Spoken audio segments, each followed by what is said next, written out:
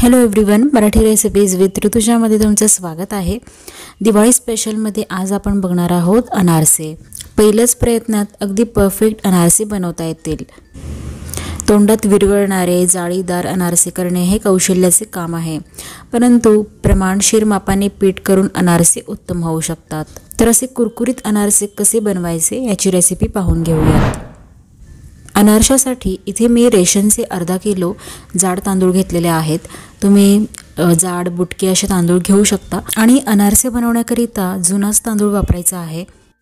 तुम्ही जर नवीन आणि चिकट असा तांदूळ वापरला तर अनारसे व्यवस्थित येणार नाहीत, त्यामुळे शक्यतो रेशनचा असा जाड तांदूळच वापरावा। तर तांदूळ मी निवडून घेतलेले आहेत आणि त्यानंतर एका पातेल्यामध्ये हे तांदूळ घेऊन आपल्याला स्वच्छ पाण्याने 3-4 वेळा तरी धुवून घ्यायचे आहेत। जास्त चोळायचे नाहीयेत, हलक्या हाताने अशा प्रकारे आपल्याला धुवून घ्यायचे आहेत। आणि धुवून झाल्यानंतर आपल्याला हे पाण्यामध्ये साधारण 3 दिवस तरी भिजत घालायचे आहेत आणि प्रत्येक दिवशी सकाळी आपल्याला याचे पाणी बदलायचे आहे। आज पाण्यामध्ये भिजत घातल्यानंतर उद्या आपल्याला हे पाणी चेंज करायचं आहे, तसेच परवा पण करायचे आहे। असे 3 दिवस झाले की चौथ्या दिवशी तुम्हाला या पाण्यावरती बबल्स आलेले दिसतील। तर चौथ्या दिवशी आपल्याला यामधलं सगळं पाणी काढून टाकायचं आहे। तांदूळ परत एकदा स्वच्छ धुवून घ्यायचा आणि अशा चाळणीवरती ठेवायचा, म्हणजे यामध्ये काही एक्स्ट्रा पाणी असेल तर ते निथळून येईल। फक्त एक 15 ते 20 मिनिटं चाळणीवर ठेवायचं आहे आणि त्यानंतर सुती कापडावरती आपल्याला हा 2 तास सुकवून घ्यायचा आहे। लक्षात ठेवा की तांदूळ आपल्याला खडखडीत सुकवायचा नाही आहे, त्यामध्ये थोडासा ओलसरपणा राहिला पाहिजे। फॅन खाली वगैरे ठेवायची गरज नाही आहे, तुम्ही याला असाच सुकवत ठेवा।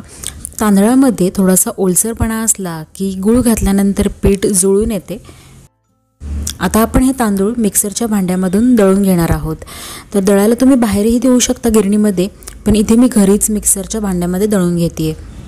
अगदी अशी आपल्याला बारीक पूड तयार करून घ्यायची आहे। मिक्सरमध्ये ही व्यवस्थित तयार होते। आता आपण हे एका मैद्याच्या चाळणीने चाळून घेणार आहोत। बारीक होलची चाळण घ्यायची आहे, म्हणजेच मैदा किंवा रव्याची चाळण घ्यायची आणि त्याने हे चाळून घ्यायचं आहे, म्हणजेच यामध्ये काही कण वगैरे राहिले असतील तर ते चाळल्यानंतर येणार नाहीत। आता अशा पद्धतीने मी हे पीठ चाळून घेते आणि यामधलं मी फक्त 2 कपच पीठ वापरणार आहे, कारण मला हे एवढ्या पिठाचे अनारसे जास्त होतील, त्यामुळे फक्त यामधले मी 2 कपच पीठ वापरणार आहे। तुम्ही जर नवशिके असाल तर पहिल्यांदा फक्त एका वाटी तांदळापासूनच अनारसे बनवून बघा। 3 दिवस पाण्यात भिजवल्यामुळे तांदळाला तर आंबूसपणा येतोच, त्याशिवाय पिठालाही असा आंबूस वास येत आहे। आता यामधले मी 2 कप, म्हणजे माझ्याकडे हा मेजरिंगचा कप आहे, त्याने मी 2 कप हे पीठ एका ताटामध्ये काढून घेते। तुम्ही या मेजरिंग कपाच्या ऐवजी एखाद्या वाटीचाही वापर करू शकता किंवा सगळ्याच पिठाचा वापर केला तरी चालेल। त्याप्रमाणे तुम्हाला गुळही घ्यायचा आहे। आता इथे मी 2 कप पीठ घेतल्यामुळे 1.5 कप चिरलेला गुळ घेणार आहे। गुळ तुम्ही कुठलाही वापरू शकता, थोडा चांगल्या क्वालिटीचा असेल तर अनारसे चांगले बनतात। तर बारीक चिरूनच गुळ घ्यायचा आहे, मोठे मोठे खडे घ्यायचे नाही आहेत। आणि जर तुम्ही अर्धा किलो तांदळाचे अनारसे बनवणार असाल तर तुम्हाला 370 ग्रॅम गूळ घेतला पाहिजे। हे एक परफेक्ट प्रमाण आहे अनारसे बनवायचं। तर मी जेवढाच तेवढा गूळ न घेता 2 कपाला 1.5 कप गूळ घेतलेला आहे। तर आता आपण हे पिठाबरोबर गूळ मिक्स करून घेतलाय, पण हाताने व्यवस्थित तो एकसंध होत नाही, त्यासाठी आपण हे परत एकदा मिक्सरमध्ये घालून फिरवून घेणार आहोत। मिक्सरमध्ये लावल्यानंतर हे मिश्रण मिळून येईल आणि जर उन्हाळा असेल तर अशा वेळेला गूळ हा लगेच वितळला जातो, त्यामुळे मिक्सरमध्ये जास्त वेळ फिरवण्याचीही गरज लागणार नाही। आता इथे मी अशा प्रकारे हे मिक्स करून घेतलेलं आहे। आता बाकीचं राहिलेलं पण हे मिश्रण मी मिक्सरमध्ये फिरवून घेते। गुळाचे प्रमाण आपल्याला इथे अगदी परफेक्ट घ्यायचे आहे। जर गुळ जास्त झाला तर अनारसे तेलामध्ये तळताना ते विरघळतात। आणि इथे मी गुळ आणि पीठ चांगलं मिक्सरला फिरवून घेतलेलं आहे। आता आपल्याला याचे गोळे तयार करून घ्यायचे आहेत। आता हे आपण मळून घेऊया, एकत्र करून घेऊयात। तर इथे मी फक्त 2 चमचे दुधाचा वापर करीन। गूळ जर असा चिकट असेल आणि तांदळामध्ये जास्त ओलावा असेल तर तुम्हाला दुधाचीही गरज पडणार नाही। असं चांगलं मळून घेतल्यानंतर ते आपोआप जुळून येतं। जास्त सैलसर पण आपल्याला हे पीठ तयार करायचं नाही आहे. जर सैलसर झालं तर आपल्याला व्यवस्थित ते थापता येणार नाही. थापले तरी अनारसे उचलताना त्याचा शेप बिघडतो. त्यामुळे अगदी असा थोडासा घट्ट असा गोळा मळून घ्यायचा आहे.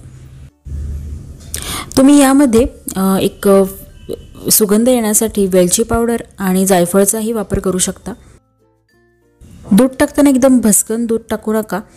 अगदी 2 चमचा दुधातच हे मिळून आलेलं आहे. 1 ते 2 मिनटं आपल्याला यामधील थोडा थोडा भाग घेऊन तळ हाताने अशा पद्धतीने मळून घ्यायचं आहे. आणि याचे आता छोटे छोटे गोळे तयार करून घ्यायचे आहेत. गोळ्याची कन्सिस्टन्सी अशीच असली पाहिजे, जास्त चिकट तयार करू नका. तर असे मी 2 कप पिठापासून 4 गोळे तयार केलेले आहेत. आता आपल्याला हे साधारण 2 ते 3 दिवस एका स्टीलच्या भांड्यामध्ये भरून मुरत ठेवायचे आहेत. रूम टेम्परेचरलाच ठेवायचे आहे, फ्रीजमध्ये ठेवायचे नाही आहेत. आपल्याला हे आंबवून घ्यायचे आहे. पीठ तुम्ही जितके जास्त दिवस मुरत ठेवाल तितकेच अनारशाची जाळीही सुंदर येते. तर हे पीठ तयार केल्यानंतर स्टीलच्या भांड्यात ठेवले तर काळपट रंग येतो.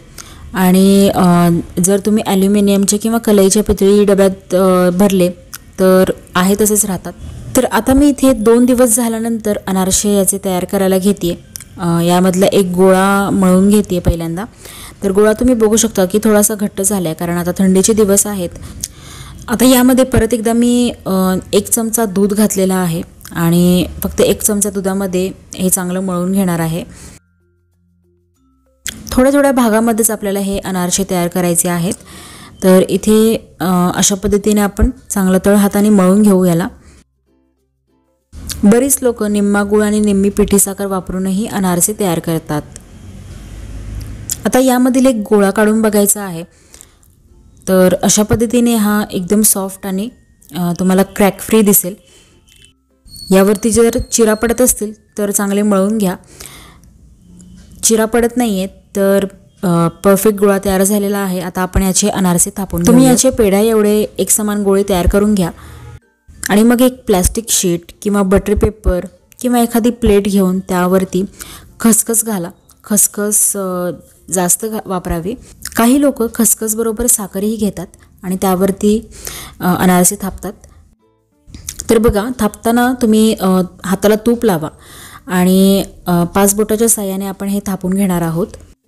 अनारसे थापताना जड थापले तर जाळी नीट पडत नाही व पातळ थापले तर कडकडीत होतात. शिवाय तेलात विरघळून चुरा होतो आणि जर जाड थापले तर आतून कच्चा राहतो. परत एकदा मी तुम्हाला इथे अनारसे थापून दाखवते.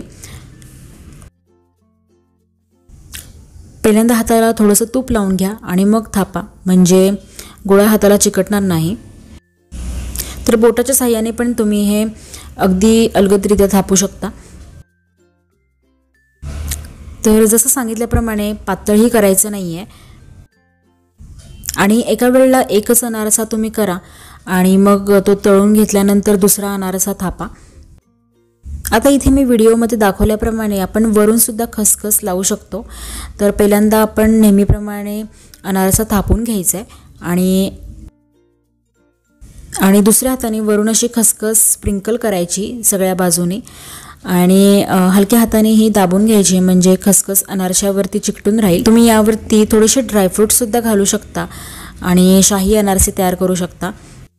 आता त्यानंतर आपल्याला हे गरम तेलामध्ये सोडायचे आहेत. तर खसखसची बाजू वर येईल आणि प्लेन बाजू खाली राहील असे हे अनारसे तेलामध्ये सोडायचे आहेत. आता तेल पण इथे व्यवस्थित तापलं गेलं पाहिजे. जर तेलाचं टेम्परेचर कमी असेल तरीही अनारसा तेलामध्ये विरघळतो. त्यामुळे तेल पहिल्यांदा चांगलं तापू द्या आणि मग यामध्ये अनारसे सोडा. एका वेळेला एकच अनारसा तळून घ्या. अनारसा अगदी थोड्या वेळातच असा वर येतो. मध्यम आचेवरती अनारसे तळून घ्यायचे असतात आणि अनारसे आपल्याला अलटीपलटी म्हणजे पुरीसारखे न तळता फक्त खालच्या बाजूनेच तळायचे आहे आणि वरच्या बाजूवरती अशा पद्धतीने झाऱ्याने तेल टाकायचं आहे. झाऱ्याने असं सगळ्या बाजूने तेल टाकत राहायचं आणि छानपैकी असा गोल्डन ब्राऊन कलर सगळीकडूनच आला की आपण हा एका जाळीमध्ये काढून घ्यायचं, म्हणजे यामध्ये एक्स्ट्रा जे तेल असतं ते निथळून खाली प्लेटमध्ये येईल. अनारसे कढईमधून काढताना ते चांगले निथळूनच घ्यायचे आहेत आणि एका चाळणीमध्ये ठेवायचे आहे. जास्तीचे जे तेल आहे ते बाहेर पडते आणि हे तुम्ही चिवड्याच्या पोह्यावरती जरी ठेवले तरी तेल निथळून चिवड्यामध्ये त्याचा उपयोग होतो. तर बघा अगदी छानपैकी अशी जाळी पण पडत आहे आणि खूप सुंदरही दिसत आहेत. लो आणि हाय दोन्ही फ्लेमवर न तळता मीडियम फ्लेमवर आपल्याला हे अनारसे तळून घ्यावे लागतात. तर झाऱ्याने असे सतत तेल उडवत राहायचं आहे अनारशावरती आणि तुम्ही बघू शकता की खूप सुंदर असे आपले अनारसे तयार झालेले आहेत. तुम्हाला जर अनारशाची प्रॅक्टिस असेल तर एका वेळेला तुम्ही कढईमध्ये बसतील असे अनारसे तळू शकता, पण मी इथे एका वेळेला एकच अनारसा तळून घेतलेला आहे. आणि अनारसे तळून काढल्यावर निथळल्यावर वेगवेगळे ठेवावे, नाहीतर ते वाकडे होतात. तर बघा खसखस किती छान दिसत आहे अनारशांवरती. कलरही खूप सुरेख आलेला आहे अनारशाला आणि कुरकुरीत अनारसे आपले तयार आहेत. अनारसा तयार करण्याची एक मोठी प्रोसेस असते, त्यामुळे दिवाळीच्या 8 ते 9 दिवस आधीच तयार करायला घ्या, म्हणजे व्यवस्थित त्या दिवसापर्यंत आपलं होऊन जातं. तसेच सांगितल्याप्रमाणे जाड रेशनचा तांदूळ वापरायचा आहे. गूळ हा प्रमाणातच घ्यायचा आहे. त्यानंतर पिठाला एक आंबूसपणा आला पाहिजे, त्यासाठी कमीत कमी 2 दिवस आणि जसे जसं तुम्ही पीठ मुरत ठेवू शकता. आणि अनारसे तयार करताना सुद्धा तेलाचे टेम्परेचर व्यवस्थित असले पाहिजे. सगळ्या स्टेप्स तुम्ही जर नीट फॉलो केल्या तर तुमचे अनारसे कधीच बिघडणार नाहीत. तर या पद्धतीने तुम्ही अनारसे तयार करून बघा. नवीन शिकले असाल तर पहिल्यांदा एका वाटीचे अनारसे तयार करा. कशी वाटली तुम्हाला ही माझी आजची रेसिपी? जर आवडली असेल तर व्हिडिओला लाईक आणि शेअर करा. चॅनलला सबस्क्राईब करून ठेवा. तुम्हाला अशाच वेगवेगळ्या रेसिपीज इथे पाहायला मिळतील. काही प्रश्न असतील तर ते मला तुम्ही कमेंट सेक्शनमध्ये विचारू शकता. तर भेटूयात आपण नवीन व्हिडिओसोबत. Till then take care, bye.